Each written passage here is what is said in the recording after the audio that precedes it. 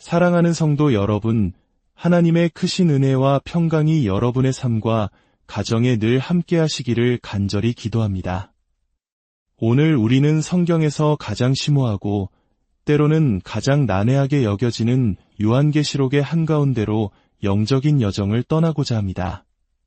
본격적인 말씀에 앞서 하나님의 귀한 말씀이 더 많은 영혼에게 닿을 수 있도록 여러분의 작은 도움이 필요합니다. 지금 이 채널을 구독하고 좋아요를 눌러주시면 진리의 말씀이 어두운 세상에 빛을 비추는 귀한 사역에 동참하시게 됩니다. 여러분의 이 작은 섬김이 하나님의 나라를 확장하는 데 아름다운 도구가 되기를 소망하며 주님의 이름으로 축복합니다. 자, 이제 여러분의 성경을 요한계시록 20장으로 펴주시기 바랍니다. 오늘은 특별히 1절부터 3절까지의 말씀을 중심으로 깊이 묵상해 보겠지만 앞으로 몇 주간 우리가 탐험할 내용의 전체적인 그림을 이해하기 위해 20장 전체를 먼저 읽고 그 맥락을 파악하는 시간을 갖겠습니다. 오늘 우리가 다룰 이 첫 세 구절은 요한계시록 전체에서도 가장 해석하기 어려운 부분 중 하나로 꼽힙니다. 성경 전체에서 가장 난해한 책으로 알려진 요한계시록 안에서도 가장 어려운 부분이라니 시작부터 마음이 무거워지실 수도 있겠습니다. 하지만 소망이 있습니다. 하나님께서는 우리를 어둠 속에 내버려 두지 않으셨습니다. 우리가 이 책의 다른 부분들을 해석할 때 적용했던 동일한 성경적 원리들을 꾸준히 적용한다면 20장이 말하고자 하는 바가 분명하게 드러날 것입니다. 요한계시록 20장 1절부터 15절까지의 말씀을 봉독하겠습니다. 또 내가 보매 천사가 무저갱의 열쇠와 큰 쇠사슬을 그의 손에 가지고 하늘로부터 내려와서 용을 잡으니 곧의 뱀이여 마귀여 사탄이라 잡아서 1000년 동안 결박하여 무저갱에 던져 넣어 잠그고 그 위에 임봉하여 1000년이 차도록 다시는 만국을 미혹하지 못하게 하였는데 그 후에는 반드시 잠깐 노일이라. 또 내가 보좌들을 보니 거기에 앉은 자들이 있어 심판하는 권세를 받았더라. 또 내가 보니 예수를 증언함과 하나님의 말씀 때문에 목배임을 당한 자들의 영혼들과 또 짐승과 그의 우상에게 경배하지 아니하고 그들의 이마와 손에 그의 표를 받지 아니한 자들이 살아서 그리스도와 더불어 1000년 동안 왕 노릇하니 이는 첫째 부활이라. 이 첫째 부활에 참여하는 자들은 복이 있고 거룩하도다. 둘째 사망이 그들을 다스리는 권세가 없고 도리어 그들이 하나님과 그리스도의 제사장이 되어 1000년 동안 그리스도와 더불어 왕 노릇하리라. 1000년이 참의 사탄이 그 옥에서 놓여 나와서 땅의 사방 백성 곧 곡과 마곡을 미혹하고 모아 싸움을 붙이리니 그 수가 바다의 모래 같으리라. 그들이 지면에 널리 퍼져 성도들의 진과 사랑하시는 성을 두름의 하늘에서 불이 내려와 그들을 태워버리고 또 그들을 미혹하는 마귀가 불과 유황못에 던져지니 거기는 그 짐승과 거짓 선지자도 있어 세세토록 밤낮 괴로움을 받으리라. 또 내가 크고 흰 보좌와 그 위에 앉으신 이를 보니 땅과 하늘이 그 앞에서 피하여 간데 없더라. 또 내가 보니 죽은 자들이 큰 자나 작은 자나 그 보좌 앞에 서 있는데 책들이 펴 있고 또 다른 책이 펴졌으니 곧 생명책이라 죽은 자들이 자기 행위를 따라 책들에 기록된 대로 심판을 받으니 받아가 그 가운데에서 죽은 자들을 내주고 또 사망과 음부도 그 가운데에서 죽은 자들을 내주매 각 사람이 자기의 행위대로 심판을 받고 사망과 음부도 불못에 던져지니 이것은 둘째 사망 곧 불못이라. 누구든지 생명책에 기록되지 못한 자는 불못에 던져지더라. 요한계시록 20장은 우리에게 많은 질문을 던집니다. 특히 19장 바로 뒤에 위치한다는 점이 우리를 혼란스럽게 만듭니다. 19장에서는 마치 모든 것의 끝, 최종 심판이 이미 이루어진 것처럼 보이기 때문입니다. 하지만 우리는 요한계시록에서 이러한 구조를 이전에도 본 적이 있습니다. 하나님의 의로운 심판이 절정에 달하는 장면이 나온 뒤에 다시 그 심판의 그림을 다른 각도에서 반복하여 보여주는 이른바 반복 점층법 구조 말입니다. 저는 스무장 역시 하나님의 의로운 심판에 대한 또 다른 반복, 다른 관점에서의 재서술이라고 믿습니다. 스무장에 나타난 4개의 짧은 장면들을 통해 우리는 하나님께서 지금 무엇을 하고 계시며 어떻게 심판하시고 궁극적으로 이 세상을 어떻게 심판하실 것인지에 대한 구체적인 그림을 보게 됩니다. 특히 사탄 자신을 어떻게 다루시는지, 그리고 불경한 삼위일체와 그 표를 받은 자들의 최종적인 운명이 무엇인지를 더욱 명확하게 보여줍니다. 오늘 우리가 다룰 첫 세 구절에서 우리는 기독교 내에서 아마도 가장 논쟁적인 개념 중 하나인 천년왕국 사상을 마주하게 됩니다. 그리스도의 천년 통치. 이 개념은 여러 가지 이유로 매우 흥미롭습니다. 가장 놀라운 점은 오늘날 많은 사람들이 천년왕국에 대해 이야기하는 그 구체적이고 상세한 내용들이 정작 이 본문에는 거의 등장하지 않는다는 사실입니다. 천년이라는 기간, 그리고 그 기간 동안 무슨 일이 일어나는지에 대해 성경은 매우 간략하게 마치 당연한 사실인 것처럼 툭 던져놓을 뿐입니다. 다시 한번 1절에서 3절까지의 말씀을 자세히 살펴보겠습니다. 또 내가 봄에 천사가 무저갱의 열쇠와 큰 쇠사슬을 그의 손에 가지고 하늘로부터 내려와서 용을 잡으니 곧에 뱀이여 마귀여 사탄이라 잡아서 1000년 동안 결박하여 무저갱에 던져 넣어 잠그고 그 위에 임봉하여 1000년이 차도록 다시는 만국을 미혹하지 못하게 하였는데 그 후에는 반드시 잠깐 노이리라. 본격적인 해석에 들어가기 전에 한 가지 중요한 점을 짚고 넘어가고 싶습니다. 이 천년왕국에 대한 해석은 복음의 본질, 즉 구원의 핵심 교리는 아니라는 것입니다. 역사적으로 존경받는 수많은 신학자와 목회자들이 이 문제에 대해 서로 다른 견해를 가져왔습니다.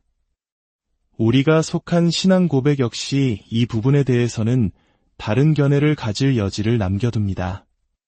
어떤 신앙 고백도 반드시 이 천년왕국 견해를 믿어야만 한다고 못 박지 않습니다. 하지만 그럼에도 불구하고 최근 들어 종말론에 대한 특정 견해가 마치 신앙의 정통성을 가르는 새로운 시험대처럼 여겨지는 경향이 생겨났습니다. 특히 20세기 미국 복음주의권을 중심으로 강력하게 퍼진 세대주의적 전천년설이 오늘날 기독교계의 풍경을 지배하고 있습니다.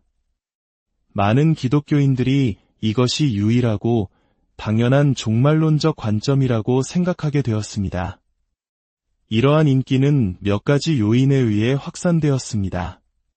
최초의 주석 성경 중 하나였던 스코필드 주석 성경이 이 관점에서 쓰여졌고 특정 신학교들이 이 견해를 강력하게 가르쳤으며 무엇보다도 지상 최대의 작전이나 전 세계적으로 엄청난 성공을 거둔 소설 시리즈 레프트 비하인드와 같은 대중문화 콘텐츠가 큰 영향을 미쳤습니다.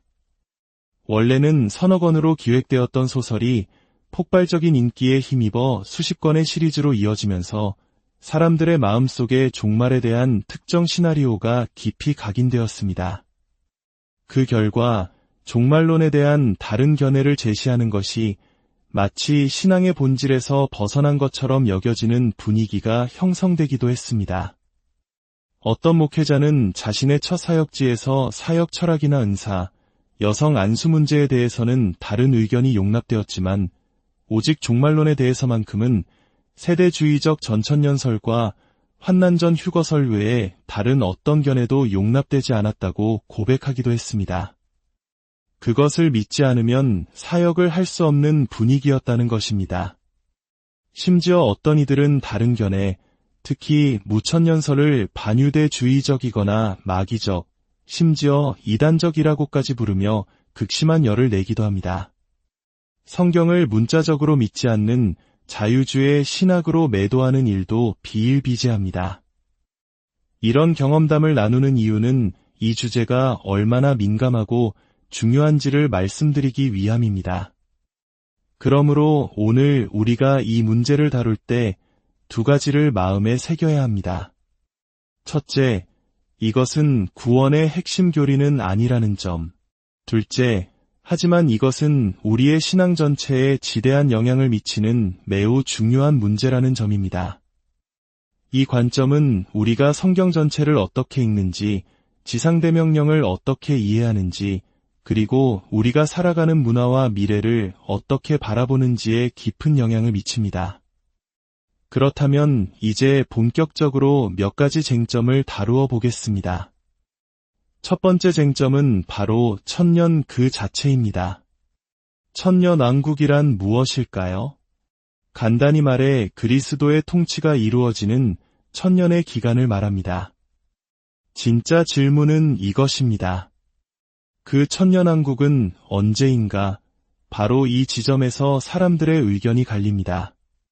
크게 세 가지 견해가 있습니다. 첫째, 전천년설입니다. 이 견해는 그리스도께서 재림하신 후에 이 땅에 문자적인 천년왕국이 시작된다고 주장합니다. 예수님이 이 땅에 다시 오셔서 천년 동안 물리적으로 통치하시고 그 후에 만물의 마지막이 온다는 것입니다. 이들은 보통 천년을 문자적인 시간으로 해석하며 역사가 점점 더 악해지다가 예수님이 오셔서 모든 것을 바로잡으실 것이라는 다소 비관적인 역사관을 갖습니다. 이는 때로 어차피 세상은 망할 텐데 굳이 문화를 변화시키려고 애쓸 필요가 있는가? 와 같은 소극적인 태도로 이어지기도 합니다. 둘째, 후천년설입니다. 이 견해는 그리스도의 재림 전에 천년왕국이 온다고 봅니다. 복음이 전 세계에 퍼져나가면서 세상이 점차 기독교화되고 황금기를 맞이한 후에야 그리스도께서 재림하신다는 것입니다. 이들은 천년을 상징적인 기간으로 보며 미래에 대해 매우 낙관적인 견해를 가집니다. 셋째, 무천년설입니다. 많은 사람들이 이 이름을 듣고 천년왕국이 없다는 뜻으로 오해하지만 사실은 그렇지 않습니다. 무천년설은 천년왕국을 그리스도의 초림과 재림 사이의 시대, 즉 지금 이 시대, 교회 시대로 봅니다. 그리스도께서는 지금 이 순간에도 자신의 교회를 통해 영적으로 통치하고 계시며 이 시대가 끝날 때 재림하셔서 만물을 완성하신다는 견해입니다. 따라서 이 관점을 가진 사람들은 항상 천년을 상징적인 기간으로 보며 이미 그러나 아직의 관점으로 미래를 바라봅니다. 즉, 그리스도의 왕국은 이미 이 땅에 임했지만 그분의 재림 때까지는 아직 완전히 성취되지 않았다는 것입니다. 지금까지 우리가 요한계시록을 해석해온 관점은 바로 이 무천년설의 시각이었습니다.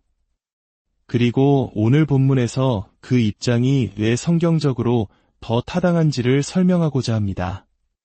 가장 큰 쟁점 중 하나는 이 천년을 문자적으로 보아야 하는가, 상징적으로 보아야 하는가입니다.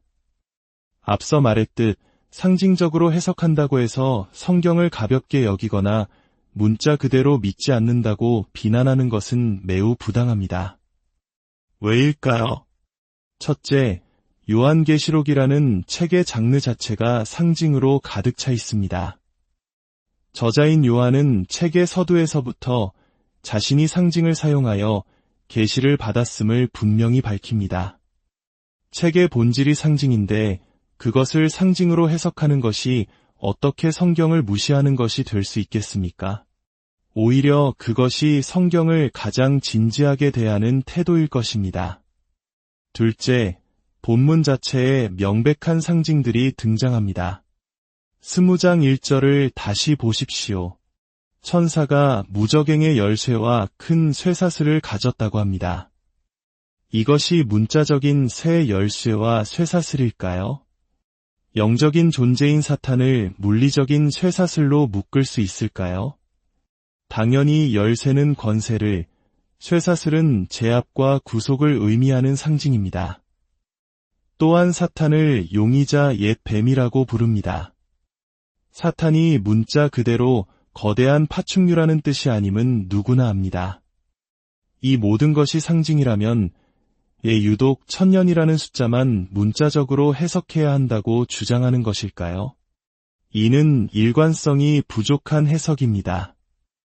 요한계시록에서 1000이라는 숫자는 완전함과 장대함을 나타내는 상징적인 수로 사용되는 경우가 많습니다. 따라서 1000년은 문자적인 10세기가 아니라 완전하고 긴 기간을 의미하는 것으로 보는 것이 가장 자연스럽습니다. 두 번째 쟁점은 사탄의 결박입니다. 무천년설에 대한 가장 흔한 반론은 이것입니다.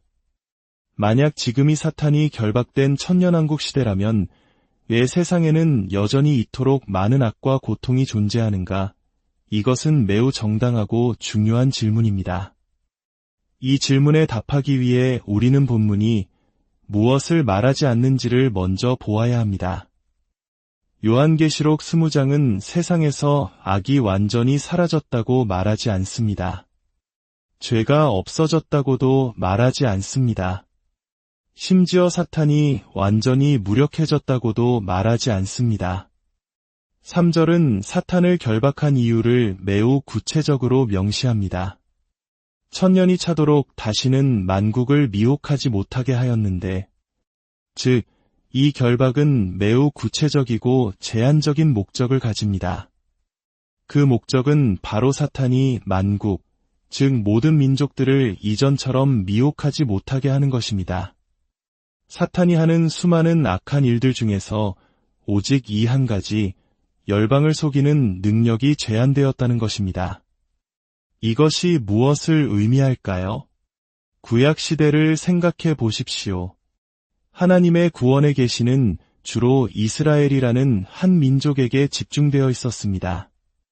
대부분의 이방 민족들은 어둠 속에서 우상을 숭배하며 복음의 빛에서 소외되어 있었습니다. 그러나 예수 그리스도께서 오셔서 십자가에서 승리하심으로 모든 것이 바뀌었습니다. 사탄의 결박은 바로 이 지점에서 이해해야 합니다. 그리스도의 승리로 인해 사탄은 더 이상 모든 민족들의 눈을 가려 복음을 듣지 못하게 하는 권세를 잃어버렸습니다. 그 결과 복음이 유대인의 경계를 넘어 모든 민족에게로 퍼져나갈 수 있는 길이 열린 것입니다. 사도행전은 이 진리를 생생하게 증거합니다. 베드로가 이방인 고넬료에게 복음을 전했을 때 유대인 신자들은 놀라며 이렇게 말합니다. 그러면 하나님께서 이방인에게도 생명 얻는 회개를 주셨도다. 바울과 바나바가 복음을 전할 때 이방인들이 듣고 기뻐하여 하나님의 말씀을 찬송하며 영생을 주시기로 작정된 자는 다 믿더라고 기록되어 있습니다. 사탄이 더 이상 모든 민족을 속이지 못하도록 결박되었다는 이 진리는 복음이 예루살렘과 유대를 넘어 땅끝이라 여겨졌던 우리 대한민국에까지 이르게 된 이유를 설명해 줍니다. 지금 이 시대가 바로 복음이 열방 가운데 번성하는 시대, 즉 사탄이 그 일을 막지 못하도록 결박된 시대인 것입니다. 신약 성경의 다른 부분들도 이 진리를 뒷받침합니다. 골로새서 2장 15절은 통치자들과 권세들을 무력화하여 드러내어 구경거리로 삼으시고 십자가로 그들을 이기셨느니라고 선포합니다. 그리스도께서는 십자가에서 이미 사탄과 그의 권세를 이기시고 무장 해제시키셨습니다. 그럼에도 불구하고 우리는 여전히 영적 싸움을 싸우고 있습니다. 패배한 적이지만 여전히 발악하고 있기 때문입니다. 이처럼 사탄이 결박되었다는 것과 여전히 그의 악한 영향력이 세상에 남아있다는 것은 전혀 모순되지 않습니다. 무엇보다도 예수님께서 주신 지상대명령을 생각해 보십시오. 마태복음 28장에서 예수님은 승천하시기 전에 이렇게 말씀하십니다.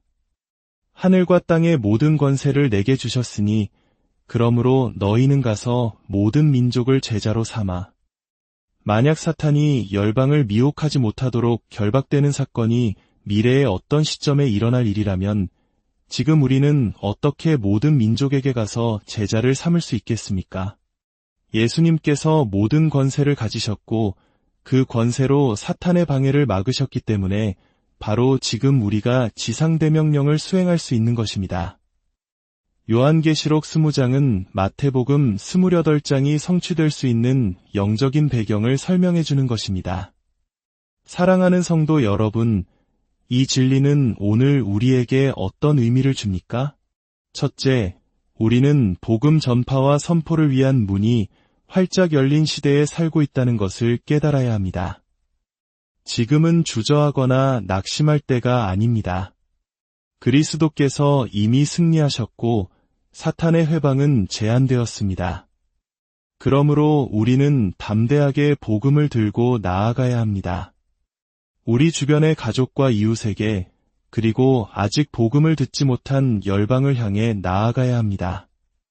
우리가 복음을 전할 때 그 복음은 반드시 열매 맺을 것입니다. 왜냐하면 예수님은 자신의 백성을 구원하시기 때문입니다. 우리의 성공이 보장되어 있습니다.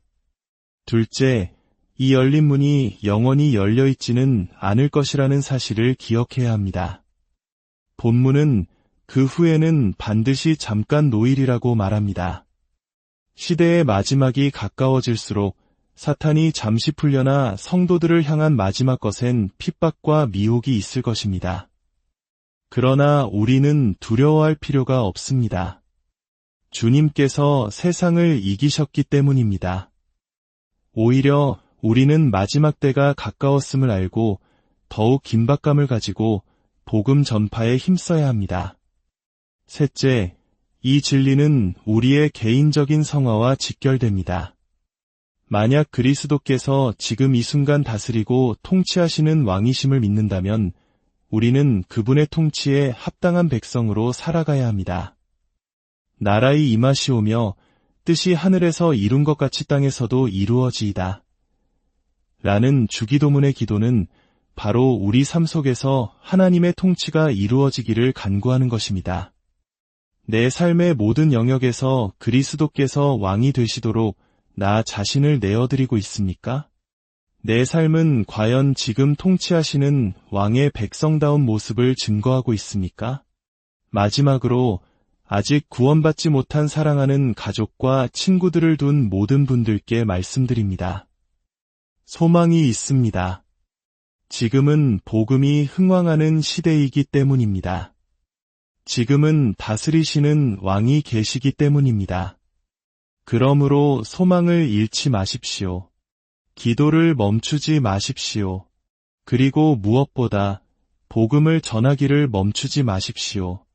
복음은 모든 믿는 자에게 구원을 주시는 하나님의 능력이기 때문입니다. 만약 오늘 이 자리에 아직 그리스도를 구주로 영접하지 않은 분이 계시다면 간절히 권면합니다. 지금 그분 앞에 무릎 꿇으십시오. 자신의 죄를 회개하고 자신의 힘과 노력을 의지하던 교만을 내려놓고 오직 우리를 위해 십자가에서 죽으시고 부활하신 예수 그리스도의 완전한 의를 믿음으로 받아들이십시오. 그리스도 외에는 다른 어떤 소망도 없습니다. 그분께로 달려가십시오. 함께 기도하겠습니다. 거룩하시고 자비로우신 하나님 아버지, 오늘 말씀을 통해 요한계시록의 깊은 진리를 깨닫게 하시니 참으로 감사합니다. 그리스도께서 이미 십자가에서 승리하셨으며 지금도 교회를 통해 이 세상을 다스리고 계심을 믿습니다. 사탄의 권세를 꺾으시고 모든 민족에게 복음이 전파될 길을 열어주신 주님의 은혜에 찬양을 드립니다. 주님, 우리가 이 영광스러운 시대에 살고 있음을 잊지 않게 하시고 열린 복음의 문을 향해 담대히 나아가는 증인들이 되게 하여 주시옵소서. 우리 삶 속에서 주님의 통치가 온전히 이루어지게 하시고 우리의 말과 행동이 살아계신 왕의 영광을 드러내게 하여 주시옵소서. 아직 주를 알지 못하는 사랑하는 이들을 긍휼히 여기사 그들에게도 구원의 빛을 비추어 주시옵소서.